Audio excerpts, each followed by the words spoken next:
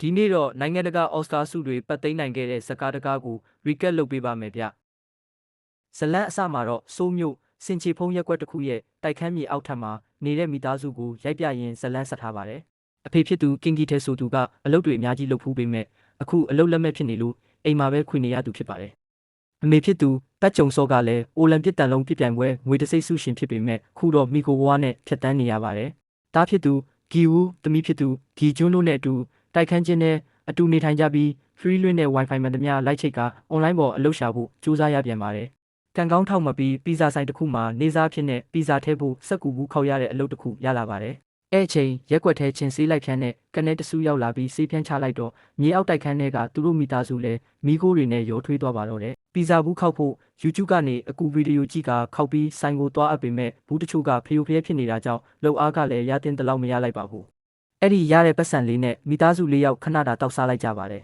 ။အဲ့ဒီအချိန်ဂီဝူရဲ့တငယ်ချင်းမင်းရောတယောက်အိမ်ရောက်ချလာပြီးမင်းရဲ့အဖိုးကဂီဝူတို့အိမ်အတွက်ကောင်းမွန်မှုတွေယူလာပေးတယ်ဆိုတဲ့ကြောက်တုံးကြီးကိုလက်ဆောင်လာပေးတာပါ။အဲ့လိုနဲ့တငယ်ချင်းတစ်ယောက်တနေရာသွားပြီးတောက်စားနေတော့မင်းကသူ့ဖုန်းထုတ်ပြီးကောင်မလေးတစ်ယောက်ပုံကိုဂီဝူကိုပြလိုက်ပါတယ်။အဲ့ဒီကောင်မလေးကပတ်တာဟေးလို့ခေါ်ပြီးအထက်တန်းကျောင်းသူဖြစ်ကမင်းဂိုက်တင်ပေးနေတဲ့သူလည်းဖြစ်ပါတယ်။မင်းကတက်ကတူကျောင်းသားဖြစ်ပြီးအခုတော့နိုင်ငံခြားကိုပညာသင်သွားရမှာဖြစ်လို့သူသဘောကျနေတဲ့ဒါဟေးကိုတခြားကိုက်ဆရာတွေနဲ့စိတ်မချနိုင်ပဲကီဝူကိုအကူအညီတောင်းနေတာပဲဖြစ်ပါတယ်။ဒါဟေးကတထေးသမီးဖြစ်လို့လစာမျိုးမျိုးမြင့်မြတ်ရမယ့်အခွင့်အရေးဖြစ်တာကြောင့်အမဖြစ်သူရဲ့ Addis Gay နဲ့ကီဝူဟာအင်္ဂလိပ်စာခိုက်တင်မဲ့တက်ကတူကျောင်းသားတစ်ယောက်ဖြစ်လာပါတယ်။ဒီလိုနဲ့မင်းပေးထားတဲ့လိပ်စာအတိုင်းရောက်သွားတော့ခန်းနာတဲ့အိမ်ကြီးကိုကြည့်ပြီးငေးမောနေမိပါတယ်။အဲ့ဒီအချိန်အိမ်ရဲ့အိမ်တော်ထိန်မွန်ကြောင်ရောက်လာပြီးတထေးကြော်နဲ့မိတ်ဆက်ပေးပါတယ်။တထေးကြော်ကတော့ကီဝူရဲ့စာရွက်အတုတွေကိုစစ်ဆေးမနေတော့ပဲမင်းထောက်ခံပေးလို့ယုံကြည်ပေမဲ့မင်းလောက်တော့ပမလားဆိုတဲ့အတွေးကြောင့်ပထမစာတင်ရက်မှာကိုယ်တိုင်အနီးကပ်လေ့လာပြီးအကဲခတ်မယ်လို့ပြောလိုက်ပါတယ်။စာတင်နေတဲ့အချိန်ကီဝူကိုရှိန်အန်းဖြစ်နေတဲ့ဒါဟေးရဲ့လက်ကိုလှမ်းကင်လိုက်တော့တထေးကြော်လည်းလမ်းဖြတ်သွားတာပေါ့ကီဝူကတော့တွေးခုံနှုံစမ်းကြည့်ပြီးစာမွဲဆိုတာရဲရဲတင်းတင်းဖြစ်ရဲပြောရဲမှပိုင်နိုင်မှာဖြစ်တယ်လို့စကေးပြလိုက်တာကြောင့်တစ်ပတ်ကို3ရက်နဲ့တစ်ရက်ကို2နာရီတင်ကြရမယ့်အပြင်ဂိုက်တင်ခါပတ်စံလည်းအထက်လိုက်ရသွားပါတယ်။ကီဝူကတော့သူ့နာမည်ကိုကယ်ဗင်လို့ပြောင်းထားပြီးတထေးကြော်သူ့ဘက်ပါလာအောင်ဆွဲဆောင်စည်းရုံးရင်းအငယ်ဆုံးကလေးဖြစ်တဲ့ဒါဆောင်ကြောင်းတိလိုက်ရပါတယ်။ဒါဆောင်လေးကပကြီးဝါဒနာပါကြောင်းနဲ့တင်နန်းဆရာတွေတယောက်ပြီးတယောက်ပြောင်းသွားပေမဲ့ဘယ်ဆရာမှတလားမခံနိုင်ကြောင်းပြောပြနေတော့ပကြီးကျွမ်းကျင်တဲ့သူ့အမကီကျွန်းကိုတွေးလိုက်မိပါတယ်။နာမည်ကြီးအမှုပညာတက္ကသိုလ်ကျောင်းဆင်းဂျက်စီကာနဲ့မိတ်ဆက်ပေးပါမယ်လို့ပြောခဲ့လိုက်ပါတယ်။နောက်ရက်ရောက်တော့အမဖြစ်သူကီကျွန်းကိုခေါ်လာပြီးတထေးကြော်နဲ့ဆွေးနွေးနေတော့ဒါဟေးဟာကီဝူတို့မောင်နှမနှစ်ယောက်ကိုကြည့်ပြီးတဝန်တုံမှုတွေဖြစ်လာပါတော့တယ်။စာတင်ပေးချိန်မှာတော့ဦးတိုနေတဲ့ဒါဟေးနဲ့အထာကျနေတဲ့ကီဝူတို့ကြိုးချင်းသားကြိုးချင်းညီဆိုသလိုပဲအနမ်းတွေပူးကုန်တော့ပါတယ်။ဒီလောက်မြောက်လောင်အရှုံးပေးရတဲ့ကလေးကိုခဏလေးနဲ့ငြိမ်ကျသွားအောင်ပညာပေးနိုင်တဲ့ကီကျွန်းကိုကြည့်ပြီးအံ့ဩနေတော့ကီကျွန်းတစ်ဖြစ်ဂျက်စီကာကဒါဆောင်နဲ့ပတ်သက်တဲ့စိတ်ယောဂတွေအကြောင်းပြောရင်းဒါဆောင်ကိုကူပေးပါမယ်ဆိုပြီးငွေဝင်လန်းကြောင်းခင်းခဲ့လိုက်ပါတယ်။ဂျက်စီကာအိမ်ပြန်ဖို့တထေးကအိမ်ရောက်လိုက်ပို့ခိုင်းလိုက်တော့ကားထဲမှာကီကျွန်းကအကြံတစ်ခုစဉ်းစားမိသွားပါတယ်။အဲ့ဒါကတော့ကီကျွန်းရဲ့အောက်ခံပေါင်းပြီးကိုချွတ်ပြီးနောက်ခံမှာထားခဲ့ဖို့ပဲဖြစ်ပါတယ်။အိမ်ပြန်ရောက်တော့မိသားစုနဲ့ထမင်းစားနေတော့အဖေဖြစ်သူကိုမာစီဒီမောင်းမှုလားလို့မေးလိုက်ပါတယ်။ကင်လဲကြောင်အန်းနဲ့အရင်ကတော့မောင်းမှုပါတယ်လို့ဆိုတော့ကီကျွန်းကမာစီဒီကရဲ့အလုပ်လုပ်ပုံတွေကြိုတင်လေ့လာထားဖို့ဖခင်ဖြစ်သူကိုမာနေလိုက်ပါတယ်။တထေးပတ်ညဘက်အိမ်အပြန်ဂီကျွန်းချွတ်ထားခဲ့တဲ့အမျိုးသမီးအတွင်းခံကိုမြင်လိုက်တော့ယူလာခဲ့လိုက်ပြီးအိမ်ရောက်တော့မိမကိုပြပါတယ်ပြီးတော့သူထိုင်တဲ့နေရာမှာကားဆရာဟာချစ်ရည်လူပြီးမဖွဲမရတွေလုံနေတဲ့ထင်တဲ့ဒရိုက်ဘာကိုအလုပ်ဖြုတ်ဖို့မိမကိုပြောလိုက်ပါတယ်ဂျက်စီကာတွက်ထားတဲ့အတိုင်းအကွက်ထဲဝင်သွားတာဖြစ်ပြီးအိမ်ရှိဝါထီလိုက်ပို့တဲ့တထေးကြော်ကိုအရင်ဒရိုက်ဘာအကြောင်းမေးတော့ဒရိုက်ဘာဟာပြောဖို့တောင်ရှက်စရာကောင်းတဲ့အလုပ်တွေလုပ်နေတာကြောင့်အလုပ်ထုတ်လိုက်ပြီးဖြစ်ကြောင်းပြောပြလိုက်ပါတယ်အဲ့လိုနဲ့ဂျက်စီကာလည်းမြင်ကောင်းကောင်းနဲ့အရင်ဒရိုက်ဘာကဖြောင်းမတ်တယ်လို့ထင်ရပေမဲ့အသက်ကြီးတဲ့လူဆိုရင်ရောပိုစိတ်မချရဘူးလားလို့တထေးကြော်ကိုတွေးထိုးစမ်းပြီးအဖေဖြစ်သူရဲ့အတိထဲမှာယုံကြည်ရတဲ့ဒရိုက်ဘာရှိကြောင်းပြောပြီးတွေးကြည့်မလားလို့မေးလိုက်ပါတယ်ကီဝူတို့သားအဖနှစ်ယောက်လည်းအစင်းမြင့်မာစီဒီကာတစီရဲ့အလုပ်လုပ်ပုံတွေတွားရောက်လေ့လာခဲ့ပြီးကင်လဲတထေးပတ်တုံးလို့စီအင်တာဗျူးဖြေဖို့ရောက်လာခဲ့ပါတယ်အဲ့လိုနဲ့ကြိုတင်လေ့လာပြီးသားဖြစ်တဲ့ကင်လဲတထေးကြိုက်အလိုက်ဆောင်ကလမ်းအကွေမှာတထေးကင်ထားတဲ့ကော်ဖီခွက်တောင်ငိမ့်နေအောင်ကားစကီးကြွပြလိုက်တော့ကင်ကီထဲလဲအလုပ်ရသွားပြန်ပါတယ်ဒီလိုနဲ့ကီဝူကဒါဟေးကိုစာတင်နေတဲ့အချိန်ထွေရလေးပါပြောဆိုကြရင်ဒါဟေးကအိမ်တော်ထိန်ဟာမက်မွန်တီးနဲ့မတည့်တဲ့အလက်ကြီးယောဂအကြောင်းပြောပြလိုက်တော့ကီဝူအိမ်တော်ထိန်ရဲ့နေရာမှာသူ့အမေနဲ့အစားထိုးနိုင်ဖို့အကြံရတာကြောင့်ခွေးကိုထိန်နေတဲ့အိမ်တော်ထိန်မသိအောင်ဂုတ်ပေါ်ကိုမက်မွန်တီးအခုံပေါ်ကအမွှားလေးတွေဖြန်းပေးလိုက်ပါတော့တယ်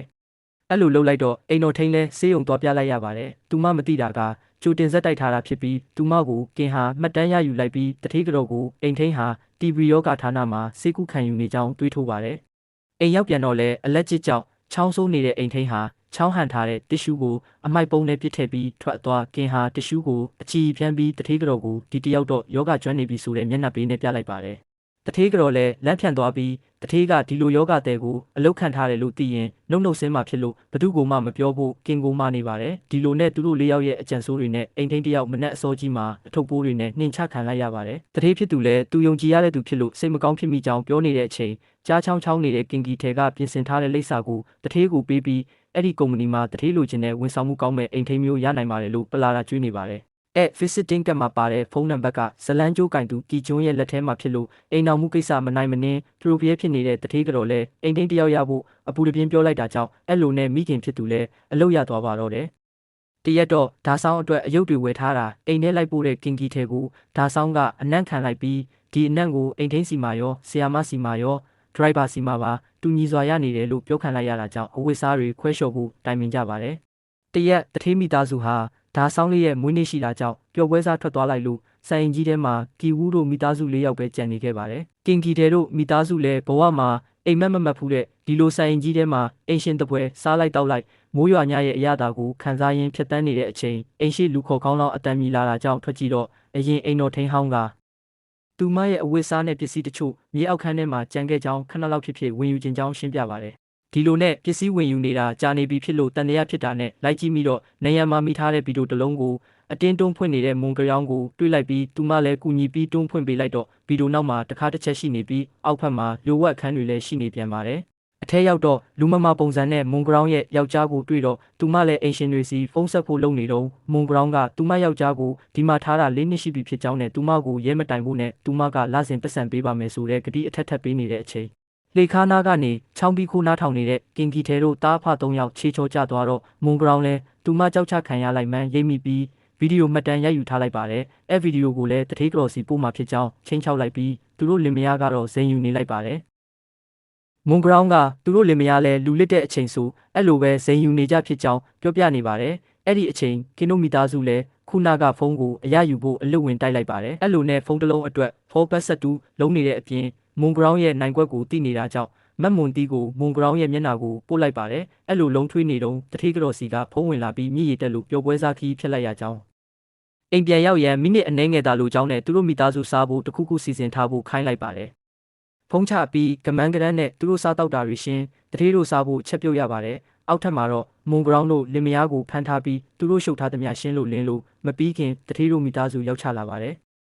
ကင်ကီထဲဖမ်းချုပ်ထားတဲ့ကြားကမွန်ကရောင်းလွတ်ထွက်သွားပြီးအပေါ်တက်ဖို့အလုပ်တထေးကတော်မြင်ခါနီးလေးမှာဂျုံစောကဖနှောက်ပေါက်ကန်ထဲလိုက်တော့မွန်ကရောင်းလဲဒလိမ့်ကောက်ကွေးကြကခေါင်းနဲ့နေရန်မိတ်ဆက်သွားပါတော့တယ်။အဲ့အချိန်မွန်ကရောင်းကထောက်လန်းရေးသုံးရှိုးဝက်စနစ်နီးနဲ့မီးခလုတ်ကိုခေါင်းနဲ့တိုက်ပြီးအချက်ပြနေပါတယ်။ကင်ကီထဲလဲမွန်ကရောင်းယောက်ျားရှင်းပြနေတာစိတ်မရှိတော့ပဲနောက်ထပ်ကမြင်းကြုံမထအောင်တိုင်မာကပ်ပြီးတိတ်နဲ့အထက်ထက်ချီလိုက်ပါတော့တယ်။အပေါ်ထက်မှာတော့တထေးကတော်ကဂျုံစောကိုအရင်တုန်းကဒီလိုမွေးနေ့ရက်မျိုးမှာအိမ်ကလူတွေအကုန်အိတ်နေတဲ့အချိန်ဒါဆောင်လေးဟာကိတ်မုတ်ခိုးစားရင်တရေကိုမြင်လိုက်လို့စိတ်ယောဂရခဲ့တယ်လို့အာပေါင်းအာရင်တန်တန်ရှင်းပြနေပါတယ်။ဘသူမှမရှိတော့ဘူးအထင်နဲ့ပုံးနေတဲ့စီကနေအတီးတီးထွက်လာတဲ့အချိန်အိမ်သားတွေဆင်းချလာတော့အဲခန်းကဆိုဖာအောက်ကိုဝင်ပုန်းနေရပြန်ပါတယ်။ပုံးနေတဲ့အချိန်တထေးလင်မယားကဆိုဖာပေါ်ကနေဒရိုက်ဘာစီကနေမနစ်မျိုးတဲ့အနံ့ရကြောင်းရှင်းပြနေတာကိုဆိုဖာအောက်ကသူတို့လည်းအတိုင်းသားကြပြီးခံစားချက်တွေပြင်းထန်သွားပါတယ်။နာယီနည်းနည်းကြာတော့တထေးလင်မယားအိပ်ပျော်သွားပြီးမှတားဖ၃ယောက်လည်းအပြန်ပြေးထွက်လာခဲ့ပေမဲ့အညာကမိုးကလည်းအညိုးနဲ့ရွာဆင်းရဲသားအောက်ခြေလူရန်စားဖြစ်တဲ့သူတို့အိမ်မှာတော့ရေကခါလောက်ရောက်နေပါပြီ။ဒီလိုနဲ့ရှိတဲ့ပစ္စည်းသိမ်းခဲ့ပြီးလမ်းဘေးမှာတညတာဖြတ်တန်းကြပါတော့တဲ့ကီဝူးကတော့မင်းလက်ဆောင်ပေးခဲ့တဲ့ချမ်းသာမှုတွေယူဆောင်ပေးတဲ့ကြောက်တုံးကြီးကိုပိုက်ပြီးလူစင်းရဲတွေရဲ့ဘဝဟာဘာကိုမှကြိုတင်တွက်ချက်ပြင်ဆင်ထားလို့မရပဲမိစင်ကြီးကမှအဆင်ပြေနိုင်မှာဖြစ်လို့ရှေ့လျှောက်ကြီးကျက်လှုပ်ရှားကြဖို့ပဲကင်ကီထဲကတားဖြစ်သူကိုပြောနေပါတယ်။မြေအောက်ခန်းမှာတော့မွန်ကရောင်းရဲ့ယောက်ျားဖြစ်သူကအချက်ပြမီကိုခေါင်းနဲ့တိုက်အချက်ပြနေတာမအိတ်သေးပဲနိုးနေတဲ့ဒါဆောင်ကအချက်ပြမီပလက်ဖြစ်နေတာမြင်ပြီးသူလေးလာဖူးတဲ့ကင်းထောက်ပညာနဲ့ကုတ်တွေချရေးပြီးစကဝက်ဖော်နေပါတော့တယ် နောက်တစ်ရက်ရောက်တော့ဒါဆောင်ရဲ့မွေးနေ့ပွဲမလုပ်ပေးလိုက်ရလို့ဒီနေ့မှမွေးနေ့ပွဲပြန်လုပ်ဖို့ပြင်ဆင်ပြန်ပါတယ်တထေးကြော်ကိုလိုက်ပို့နေတော့ဖုံးပြောနေတဲ့တထေးကြော်ကကင်ရဲ့ညီဆိုးဆိုးမြည်အောက်နှမ်းကြောင့်မတတိဖြစ်ပြီးနှာခေါင်းရှုံတာကိုကင်လဲမြင်လိုက်ပါတယ်မွေးနေ့ကျင်းပမဲ့အချိန်မှာတော့တထေးကြော်ကဂျက်စီကာကိုမွေးနေ့ကိတ်ကင်ပေးဖို့အကူအညီတောင်းနေပါတယ်ကင်နဲ့တထေးကြီးကတော့လူတိုင်းပုံစံဝတ်စားထားပြီးဖျော်ဖြေဖို့အသင့်ဆောင်နေပါတယ်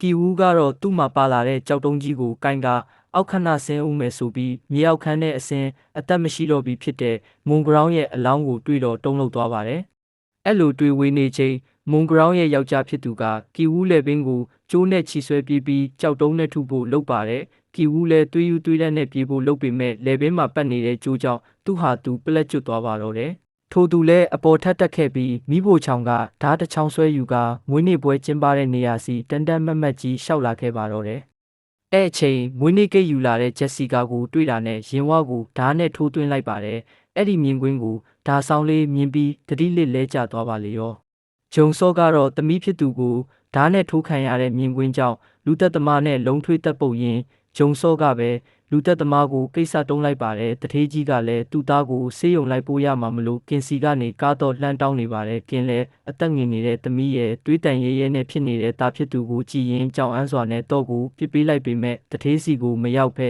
လူသက်သမားနားကိုကျသွားပါတော့တယ်တထေးကြီးကလည်းကားတော့ကိုလူသက်သမားအလောင်းဖယ်ပြီးယူဖို့စူးစမ်းနေတော့ထိုသူရဲ့၄နှစ်ကျော်ရေမချိုးထားတဲ့အနံ့ကိုမခံနိုင်တာကြောင့်နှာခေါင်းပိတ်လိုက်မိပါတယ်ဒီမြင်ကွင်းကိုအသေးချာတွေးလိုက်တဲ့သူကကင်ဖြစ်ပြီးအကုန်လုံးရောက်ရက်ခတ်နေတဲ့အချိန်အနီးနားကဓားကိုကောက်ကသူ့တထေးရဲ့ရင်ဘတ်ကိုအားကုန်ထိုးဆိုင်လိုက်ပါတော့တယ်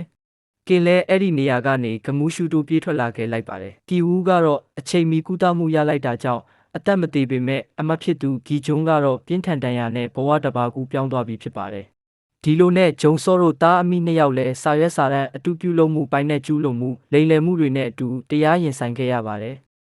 လူတက်ခဲ့ပေမဲ့မိမိကိုယ်ကိုခုခံကာကွယ်မှုဆိုတဲ့ခေါင်းစဉ်အောက်ကနေတက်တာရပြီးစောင့်ကြည့်ခံအကျယ်ချုပ်ပုံစံမျိုးနဲ့ဖြတ်တန်းကြရပါတယ်။ကီဝူးကတော့ဖခင်ဖြစ်သူပျောက်ဆုံးနေတာကိုစုံစမ်းရင်းဗီဒီယိုမှတ်တမ်းတွေကနေတဆင့်တစ်ခုခုကိုသဘောပေါက်သွားဟန်ရှိပြီးလူတက်မှုဖြစ်ပွားခဲ့တဲ့ဆိုင်အင်ကြီးကိုအဝေးတနေရာကနေစောင့်ကြည့်နေလိုက်ပါတယ်။ဆိုင်အင်ကြီးမှာတော့အင်ရှင်တွေအစ်စ်တွေပြောင်းသွားခဲ့ပြီဖြစ်ပါတယ်။အင်ကြီးရဲ့မြေအောက်ခန်းမှာတော့ကင်ဂီထဲတယောက်မွန်ဂရောင်းယောက်ကြားထားခဲ့တဲ့အချက်ပြစနစ်တွေကိုဖတ်ပြီးသူ့သားစီကိုသတင်းစကားတွေပါလိုက်ညဘက်လူသူကင်းမဲ့ချိန်အစားအသောက်တွေလာခိုးလိုက်နဲ့အထီးကျန်ဆန်ရင်ဖြတ်တန်းနေပါတယ်။သားဖြစ်သူဂီဝူးကတော့ဖခင်ရဲ့သတင်းစကားကိုဘာသာပြန်ရင်းတနေ့ကျရင်အဲ့ဒီဆန်အင်ကြီးကိုဝယ်နိုင်အောင်စူးစမ်းမယ်ဆိုတဲ့ဆုံးဖြတ်ချက်ချလိုက်ပေမဲ့တကယ်တမ်းမှာစိတ်ကူးနဲ့လက်တွေဟာဘလောက်ကွာခြားကြောင်ပြောပြရင်ဒီနေ့ပါရာဆိုက်ဆိုတဲ့ဇာတ်ကားရဲ့ recap ကိုဒီမှာပဲအဆုံးသတ်လိုက်ပါတယ်ခင်ဗျာ